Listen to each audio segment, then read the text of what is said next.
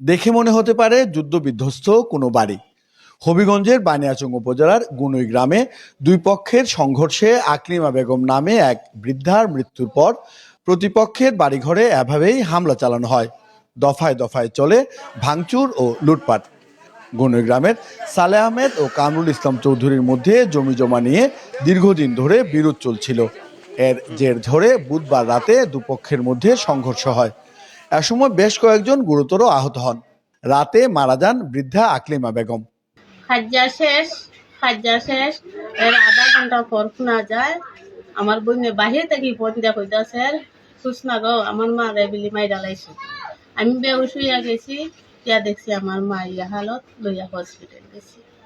এখন আপনার কাছে এইটুই, আমার মারে যে মারছে আপনারা সত্যি মিথ্যা যাচাই কইরা আপনারা বার করতে। আকলিমা বেগমের মৃত্যুর খবর ছড়িয়ে পড়লে প্রতিপক্ষের পুরুষশূন্য বাড়িঘরে হামলা চালানো হয়। অভিযোগ, এসময় নগদ টাকা, স্বর্ণালংকার সহ মূল্যবান জিনিসপত্র লুট করা হয়। তারা বইটা দেখাইছে, আমরা ইয়া দেখবাই কেন আমি দেখাইমু আমার 5 ভরি স্বর্ণ আছে, এটা আমার আর কিছু টুকটাক টাকা আছিল আর কইলাম না। স্বর্ণ নিছে আমার নাতিনের 2টা চেইন আছে, এই 2টা চেইনও নিছে আমার বুড়গেস্ত ডরে দিলাইছে।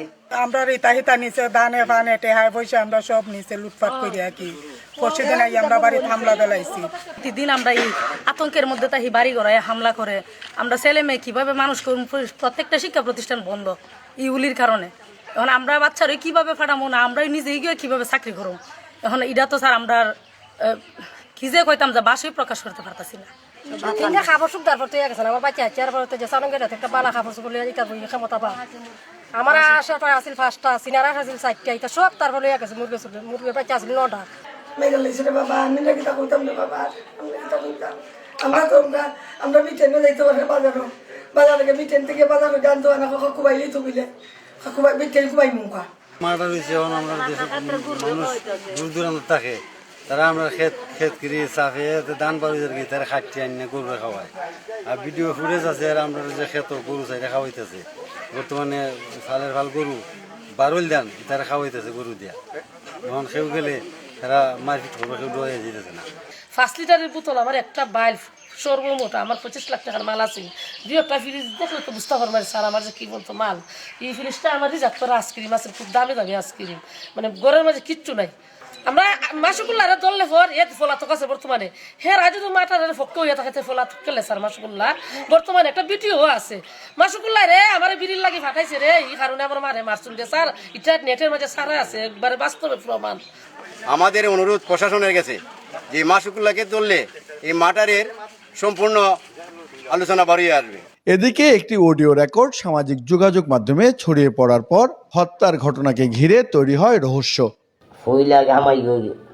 একটা স্বীকৃতি দিয়েছে বিটে কুপডা মারছে বড় একটা স্বীকৃতি দিয়েছে বলে বিটে একটা লোকে হইয়া শান্তর মা ওই যে তারা শান্ত আছে শান্তর মা।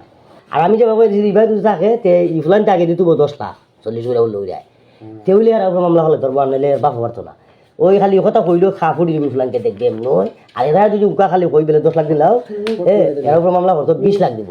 নিহতের আরেক মেয়ে জানান, হত্যাকাণ্ডের সময় তাদের বোন জামাইকে বাইরে পাঠিয়ে দিয়েছিলেন স্থানীয় মাসুকুল্লাহ। জামাই কইছে জামাই তুমি একটা সিগারেট লইও, আমরা খাইতাম। যে বেড়া কইছে সিগারেট আনবার কথা, এই বেড়া জীবনও সিগারেট খায় না। এই বেড়ারে কইয়া বিদায় করে দিছে। আমার বোনে বেলে ফোন দিছে, দিয়া বেলা কইছে দুলাভাই তুমি কই আমার মা তো মাছ ধরায়। আমার মার লগে 2টা কথা কই আমার মারে শান্তি দিয়ে কইনি। আমার ভাই আমার দারও আছে, আমার বোনে জামাই এই কথা কইছে না আম্মা আসো না, আমি এই বেটারে তুই আইছি বইয়া গিয়া দেখে আমার বোনে জামাই এই বেটাও নাই, আমার মারি হবে না। আচ্ছা, যিনি সিগারেট আনতে পাঠাইছিলেন ওনার নামটা কি? সুষ্ঠু তদন্তের মাধ্যমে আকলিমা বেগমের প্রকৃত হত্যাকারীদের শনাক্ত করে আইনের আওতায় আনার দাবি জানিয়েছেন স্থানীয়রা। চ্যানেল 5, হবিগঞ্জ।